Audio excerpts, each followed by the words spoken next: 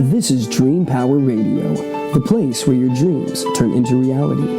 Here is your host, Debbie Spector-Weissman. Hello, and welcome to Dream Power Radio on the amazing Women and Men of Power Network, the world's leading positive programming network, powered by Raven International. I'm your host, Debbie Spector-Weissman, the Dream Coach. This is a show where we talk about dreams, both daytime and nighttime dreams, and how you can use them to make the internal shift to a life you love and rediscover the truth of who you really are. Well, it's finally possible to see the light at the end of the tunnel as far as the pandemic goes. With the vaccine becoming more and more available by the day, it appears we may be able to look this trying time in the mirror by later this year. But the pandemic has taken a toll that's going to take a long time to fix. In particular, how it's affected our youngest population, our children. With many still being forced to stay at home, they've been away from friends and social situations that are critical to their self-development.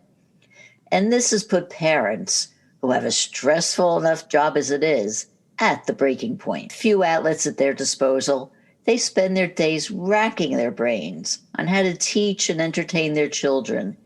And too often, they find themselves falling short. Well, my guest today, Florence Ann Romano, known as the Windy City Nanny, has some advice for these stressed out parents, with some strategies on making their home life a win-win situation for all. I'm curious to hear what she has to say. So welcome to Dream Power Radio, Florence. Hi, thank you for having me. Oh, it is my pleasure. And I'm sure there's so many parents out there who want to hear what you have to say. Florence, the focus of this show is to give people strategies on how to live their dream life. Right. But at this stage, over a year into the pandemic, I know a lot of parents who, even though they love their kids, they're ready to kill them. That's the truth. Oh my gosh. It takes all the strength they have to make it through the day. Yes. So how do they manage their own mental health so it doesn't affect their kids and their ability to live the life that they love? Well, when you look at the past year that we've all gone through, and can you believe it's been a year that we have gone through all of this? And you imagine your life going a certain way, and you think back on like 2019 when you were just living life, everything was good, you're walking around without a mask, and then all of a sudden the world stops. And the way the world stopped in this like 2 weeks to slow the spread, remember that? We all thought it wasn't going to last this long. We thought, this would be long behind us by now. We didn't think that the kids would not be back in school by this point. All of these things that we had to deal with in the moment, we kind of had to just deal with the present instead of anticipating what could be. Because I promise you, if someone had told us we would still be here now, back then, I think emotionally and mentally it would have been even more taxing than it already is.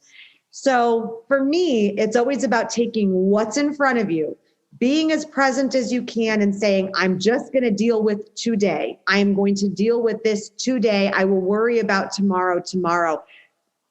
I always like to look at the glass half full. And whenever I've talked to parents and whenever they've reached out to me on Windy City Nanny and we talk through how they're feeling, what they're going through, I always say this isn't sustainable. But you have to survive it. So whatever you have to do to survive it, you have to do. And if that means the kids aren't practicing their multiplication tables as much as they should be, but you're having more family dinners, you're having more conversations, you're bonding more, you're taking care of the kids mentally and emotionally, you're taking care of yourself mentally and emotionally. I care more about that than I do about 2 + 2. Now, that doesn't mean that education is not important, that our kids are not suffering in terms of education, not being in school, remote learning. We're seeing the data. They're not learning at home. They're not. The remote learning is not working. And when you think about how kids learn and how they interact, how they socialize, You always hear the phrase, it takes a village. And I love that phrase, but I always want to expand it. It takes a village, yes, but like, where is the village? Is there a number to the village? Do you have directions to the village? And, it's more complicated than that. And it's not just a village for parents. It's a village for children. When the kids were taken away from school, when they were brought inside like the rest of us, they were taken away from their village as well. So it's not just the parents that are suffering. We're all suffering from it. But the children also are feeling big feelings about the same things parents are. So it's about going through something together in this common denominator global way that will probably be one of the only times all of us in the nation beyond are able to relate to one another, because we all know what this feels like. But then let's bring it down into the walls of that home. You all know what this feels like. So you can relate to your child can relate to you in a way maybe they never have before. That would be a wonderful thing. But what do you see as the biggest mistake that parents are making with their childcare right now? Well, it has evolved, because when the lockdown first happened, a lot of the daycares closed. And a lot of those daycares were privately owned. And a lot of them couldn't reopen because they didn't have the funds to be able to do so. So there were a lot of families that were left without daycare, of course, during the lockdown. But then when things reopened, their daycare wasn't there anymore, or they were on a wait list that was 100 miles long. So now they had to turn to other daycare. Maybe it was unregulated daycare. Maybe it was the first time they were going to decide to bring a nanny into the home. These are all very real situations for parents, because again, they're still working at home. Parents are still trying to do their job while also managing their children's lives and their remote learning and everything else they have to do. So the biggest mistake I see parents making right now is trying to be it all and do it all at the same time, because you can't. I'm here to tell you, you can't do it all at the same time. You can't do it all at the same time well either. So you need to give yourself that grace, and you need to give yourself a pass. You're going to do the most important things, and then the other things are going to fall to the side and you pick up the pieces later.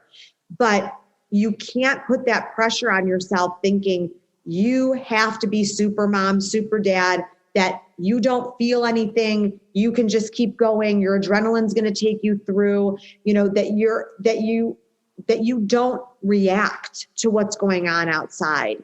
You have to take care of yourself in order to take care of your family. And that's the number one mistake, is everyone is forgetting about what they need as a parent in order to keep going, because it trickles down. Isn't that always the truth? Always the case, though, because mothers are always giving, right, and the last person they're going to give to is themselves. Of course. Yeah. But it's so important that they do, or else the operation shuts down. So how do they find that time when the kids are home and they don't even have that little couple hours when they would normally be in school? Well, the good news is that things are opening up a little bit more, and there is more opportunity for us to ask for help. Believe me, several months ago when there was no opportunity to ask for help, we had to get super creative about how you gave yourself some time. And again, let's remember, not everyone's coming from a traditional or conventional home where there's two parents. There are single parents out there that are suffering greatly who don't have that help, don't have that spouse or that partner to be able to help them get through the days. So when you're thinking about what support looks like, I like to think outside the box. So when things were really bad and no one was allowed in the home and you weren't going anywhere else, you couldn't see anyone, I always said technology is going to save you at the end of the day. Maybe you're watching more movies or kids are doing more things on the internet than you normally would like in terms of screen time. That's not a battle you're going to fight right now. I'm going to tell you, the screen time battle, if one person says to me, how do I limit my kids' screen time right now? I'm like, why are you picking this battle? Because you can't. Technology is the only way we're surviving. So the truth is, technology can help you in this scenario. There are educational apps, FaceTime, Zoom, things like that, where they can see other people. You can hire a nanny or a babysitter for X amount of time on FaceTime. Maybe they entertain the kids, maybe they do their homework with them, and that frees up some time for you to maybe do some other things. But again, we're not talking about big moves here. We're talking about small things that help give you some grace, that help give you some relief during the day.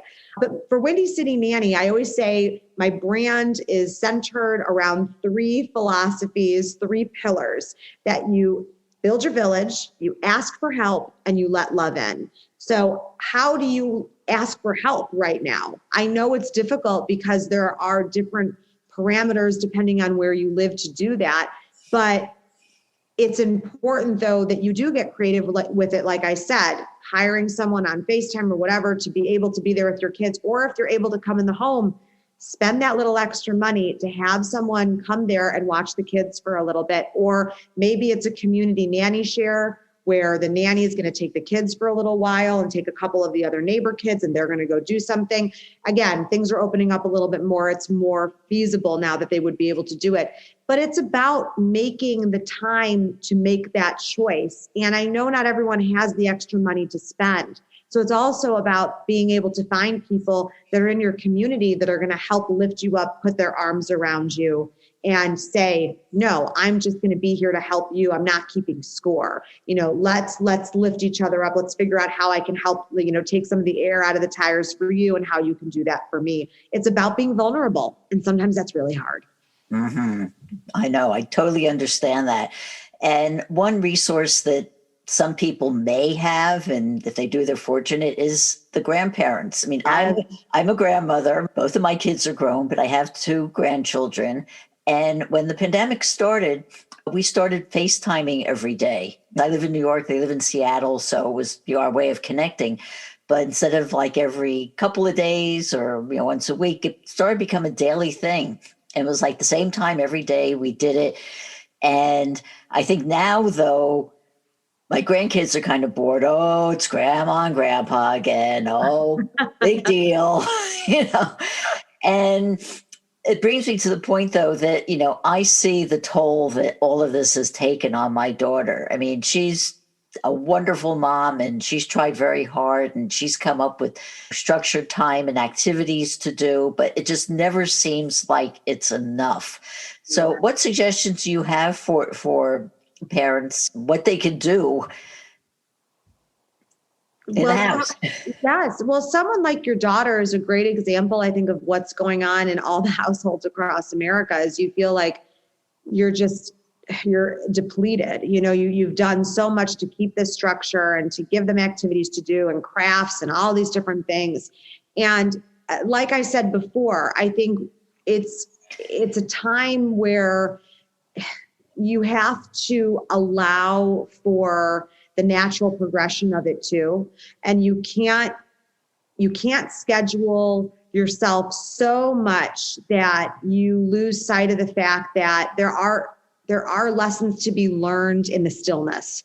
Kids right now are so used to being entertained because they're bored and they're looking to you to fix that boredom. And I keep telling parents, this is a great time to work on imagination. Kids need to learn imaginative play. It's how kids grow and develop. It's how they end up growing up to invent and choose their careers and think outside the box. This is a good time for those kids that are age appropriate to be able to start learning how to entertain themselves and how to include that independent play in their lives. And also gets parents off the hook from thinking they have to entertain the kids 24 hours a day. That's not your job as a parent to do that. So I give your daughter a lot of credit for coming up with a structure during the day, and maybe during the weekend it's a little bit more of a free-for-all. But also, I want to go back to the grandparent idea. A lot of people are lucky to have grandparents that do live nearby, and they're the people stepping in to help. They're coming, over and giving the parents a break. But really, it's just about being able to give a little bit of freshness to the situation. And maybe it's one thing that's a little different every day that keeps them a little bit more entertained or gives them something to look forward to. That's something I tell parents all the time. The monotony of what's going on right now, no matter if you have children or not, is the worst part about the pandemic. If you can give yourself things to look forward to, whether it's weekly or daily or whatever it is, it does help you move on, every day to the next thing you're going to do. Things to look forward to is not just exclusive to children. we as adults want things to look forward to as well. How true. How true. And with that, we are going to take a short break now. We are speaking with Florence Ann Romano about childcare during the pandemic. And we'll be right back. If you're not pleased with the trajectory of your life, the time to begin your own personal transformation is now. And your dreams can help pave the way. How? By tapping into your unvoiced confidence. What is unvoiced confidence, you say? It's the acceptance of your abilities and qualities. It's a state of mind coming from liking and even loving yourself, and feeling free to say or do anything you want without concern for the judgment of others. You were born confident, but may have had it chipped away little by the negative self-beliefs you've picked up over the years. If you're looking for the heightened energy, clarity of thought, and the feeling of being more alive that comes from self-confidence, you can rediscover it by paying attention to your dreams. Need some help doing this? Go to my website, thedreamcoach.net, and sign up for my complimentary dream discovery session. I can help show you how your dreams can help you return to the confident person you were always meant to be. Again, go to thedreamcoach.net, thedreamcoach.net. Welcome back to Dream Power Radio with your host, Debbie Spector-Weissman. Yes, welcome back to Dream Power Radio. I'm your host, Debbie Spector-Weissman, and we're speaking about raising kids during the pandemic with the Windy City Nanny, Florence Ann Romano. Well, Florence, with a lot of kids being in online school, a lot of parents and particular mothers, because it seems like mothers have to bear the burden more than anybody else, also have to be their children's teachers, or at least their children's attendants while their kids are sitting in front of the screen. What is the best way a parent can help their child so they don't get way behind in their education? I think knowing your child is the first step. You know how your child learns, and right now you're learning more than ever how your child learns. And the funny part about this for me is the veil has kind of been lifted with the education system, because, you used to go to teachers' conferences, right? And you'd ask the teacher, how's my kid doing? Oh, it's fine. Here are their grades. And, and you didn't really know how your child was in school or how the teacher taught.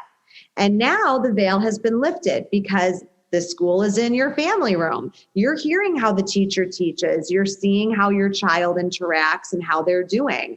And so that's something positive I think I'm going to take away from this pandemic experience, is I think parents are becoming much more interested and engaged in their child's education because they have to. They have no choice now.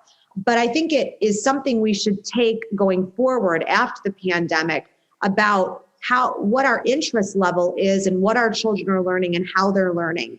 Because usually you would have your kid come home and say, oh, the teacher's terrible and they don't know how to teach. And I am having a hard time paying attention because of this or that. Well, now you kind of get to see both sides of the story. So that's intriguing to me. But for those of you that have to sit there and manage the schoolwork, I'm going to say the first thing that comes to mind, which is more power to you, because that is hard. That's not your job, is to be managing their schoolwork. You probably have another job to do. These parents that are working from home that have to also manage their children's remote learning, it's absolutely impossible for them to do that. So as much as a schedule as you can put them on, as much as they can do on their own, have them do it. But whatever they're going to fall back and fall behind with, this is going to be the unpopular thing, Debbie, that I'm going to say is, you know what? That's the teacher's job, is to catch them up. When all of this is said and done, your child and the rest of this world are going to be in the same boat.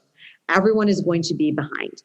And they are going to get caught up. I'm not trying to wax Pollyanna about it, because yes, there are certain things we are losing. We're losing precious time. And, there are certain things that will be lost in the shuffle. But that's part of the sacrifice of going through a pandemic. There are things that we are going to lose that we're not going to be able to get back. But for the majority of the time, these kids are going to be able to recover from this academically. And that's what the teachers are there for. So do the best you can. I have seen so many pictures, and parents have written me so many times, pictures of kids crying in front of the crying in front of their computer. I can't do this anymore, Mom. This is too hard. So you know what? Sometimes you need to make the choices. The mom, we're skipping these couple classes today. They're going to go outside and play. They're going to have a little downtime. Whatever it is, you just have to get them through this. You have to get yourself through this. So stop putting the pressure on yourself thinking it has to be perfect, because it can't be. Definitely can't be perfect at all at this point. And one of the things, looking at the very small example of my own family, my own grandkids, my grandson is in first grade, and he's online, and he has to do things like record the homework answers and then put them up. And he's learned how to upload and download and record and do all kinds of things. I mean, I'm still figuring out how to do a lot of the stuff that he does. Sure. So I think, there are some positives that can come out of it. But we also forget that children are resilient. And however far behind they may end up being now, if they get a good teacher and they get good care and they have the love, they can recover from this. They will. And that's a question I get from parents a lot. Is it irreparable damage that's being done right now? And my answer is always going to be no, because I'm not going to scare, these parents into thinking this is going to change the trajectory of their child's life forever. Absolutely not. They are resilient. Like you said, we survive. That's what we do as a country, as a community. That's what we have to do. And it won't be like this forever. I hate hearing people say the new normal. And that to me doesn't inspire any confidence in what's on the other side of this. I heard someone then say once, it's the for now normal. And I like that much better. And I think that's more digestible for adults and children, that we're just doing this for now. And for now is turned into 365 days shortly and counting. But we do see the light at the end of the tunnel, like you said, Debbie, at the beginning of the show, that, we're even reading articles right now that are saying by the time summer comes, things might look pretty normal, which is crazy to even think about. But imagine if we lived in a world right now where there was no vaccine. Imagine the despair that we would all feel thinking there was no end in sight. So we do have to take these small and big wins as we get them and realize that that is the universe and God and everyone else giving us kind of that nudge of saying, keep going. You have to keep going. There's no other choice we have. You just have to keep going. And whatever that means for you and your family, that's personal. But take the pressure off yourself. And I know I'll sound like a broken record saying it, but right now it is not sustainable, but it is survivable. We have to survive it, and we will. And, I'm not talking about those that have lost their lives, obviously, to this, but those of us that are going to get to the other side of this, we have to remember that we're teaching our children and ourselves a lesson right now during this pandemic. This is something we have never done before. We don't know how to do this. We're making up our rules as we go. And it's a historical moment. So we're writing the pages of history right now that people will look back on one day. And it can't be perfect. It won't be perfect, but you're going to have survived it. And man, is that a badge of honor to wear. Oh, yeah. And I think our children also know that, if we love them and they know they're loved, I think they deep down understand that you're doing your best and we have to get through this. But speaking of getting through it, in most of the country, it's still winter and it's cold out. There's either snow on the ground or it's raining, which means that there's one less place we can take our kids. They can't go bike riding in the snow or in the rain.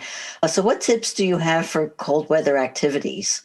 I live in Chicago, so I understand cold weather. We're going through a very interesting, we feel like we live in the frozen tundra. But for living in Chicago, I'm very used to the weather, and kids around here are used to the weather too. One thing that I'd like to suggest that I've seen kids really like, especially if they're it's age appropriate for them, book club. They're doing virtual book clubs with their friends, and they get to choose the books they're reading. It doesn't have to be educational. It's not what the school is telling them to read. they're enjoying that. They're getting to read their books and go on Zoom or Google Hangout with their friends, and they talk about the book. They don't realize that they're learning, but they are. That's a fun way to trick your kids into the education if you're looking for something educational. It's also fun to do theme weeks. What I'm seeing families do, again, a lot of screen time is happening, but they're doing theme weeks where they have, okay, we're going to learn all about the Caribbean this week. And we're going to watch some movies that take place in the Caribbean, and we're going to make some Caribbean food or whatever it is, or Italy or all over the country. So they're doing theme weeks like that just give the kids something to look forward to. And it's something maybe a little different every day. And they're learning about a new culture or a new country. And those are fun things to do inside. What a good idea. I want to change the subject to something a little sadder, because one of the horrible aspects of the pandemic has been the rise in suicide in children. Yes. So what are the warning signs for parents to look out for? Depending on the age of the child, it's going to be different. But generally speaking, if you know your child the best, if their mood has changed, if their hygiene has changed, if their engagement level has changed, these are things to look out for. And they may seem small, but right now, mental health is a big part of the conversation. And so keeping a very close eye on how your kids are doing is important, and how your friends are doing too. I'd like to make that note as well. Check on your neighbors, check on your friends. If you're suffering, they probably are too. And this is a very lonely time. And children aren't the only ones feeling the loneliness. Parents are too. And you do have to be a good neighbor here. You do have to reach out and check on people and, be that helping hand that you want to be in the world, that you would want helping you. Chances are, if you were wishing someone was reaching out to you, they're wishing someone would reach out to them. Establish a phone tree of some kind, or an email thread or a text thread where you can keep in contact with people. And for your children, make sure you're having open conversations about how they're feeling and what they're struggling with, or how they're emotionally or not emotionally connecting. I think this is a really important time to be able to establish a relationship with your children that gives them a safe place to be able to talk about things, to be able to talk about their feelings, to be able to talk about their challenges, to be able to talk about the way they think they're failing. Parents, you feel like you're failing every single day. Again, that's something your child is going to be relating to. They're going to see you suffering. You are seeing them suffer. Sometimes there's beauty in that breakdown. There's beauty in that vulnerability. So being there for each other, saying, I know exactly how you feel. How often can you say that to someone, especially your child, that you know exactly how they feel? So this is an opportunity to connect in a way we never did before. Very, very important. Tell me, Florence, how did you get interested in childcare? So I was a nanny for 15 years. And after I retired from being a nanny, I wrote my first children's book, which is called Nanny and Me. It helps children understand the transition of being cared for by your parents to being cared for by a nanny or a caretaker. The statistic is staggering, truthfully, in the United States. Over 65% of families in America today have a nanny or a caretaker. And I really wanted to dive deeper into that. That to me spoke volumes. That means a lot of people are looking outside their nuclear family to help them raise their children.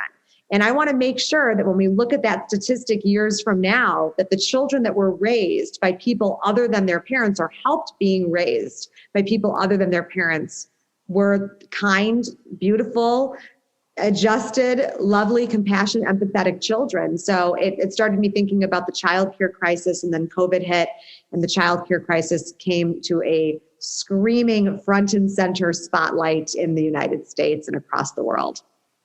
How do you think that childcare is going to change after COVID? I think for the first time, everyone realizes how important it is that childcare exists in an affordable and accessible way. And I think we're going to see a lot of things come down the tube in terms of government and bills and things like that they're going to try to get passed and funding, because, and this is me waxing Pollyanna, but one of the positive things I think that happened from COVID is you saw what happened with childcare. And we realized that we can't ever do this again. We can't let something like this happen where we don't have the support. and families don't have the support. So I do think childcare is going to change going forward. I hope it becomes more affordable and accessible, like I said, and I hope that we're able to give parents more outlets for help. Well, it's a cliche to say that children are our most valuable resource, but the truth is they are. They are. So, Florence, how can people find out more about you and your work? You can go to windycitynanny.com. I'm also all over social, Windy City Nanny. If you DM me on Facebook or Instagram, I always answer every single person, and I love to engage. So there's no question that is stupid or small or insignificant. I am here for you, especially during these times where you feel very alone. Well, that is so great to hear. And Florence, thank you so much for being on Dream Power Radio today. We've been speaking about successful pandemic parenting with the Windy City Nanny, Florence Ann Romano. I hope you enjoyed today's program. If you have, please tell all your friends, subscribe, and drop a positive review on your podcast site. Until next time, this is Debbie Spector-Weissman saying, sweet dreams, everybody. You've been listening to Dream Power Radio with your host, Debbie Spector-Weissman. For more information on Debbie or to sign up for her newsletter, go to dreampowerradio.com. This has been Dream Power Radio on the amazing Women and Men of Power Network, the world's leading positive programming network, powered by Raven International.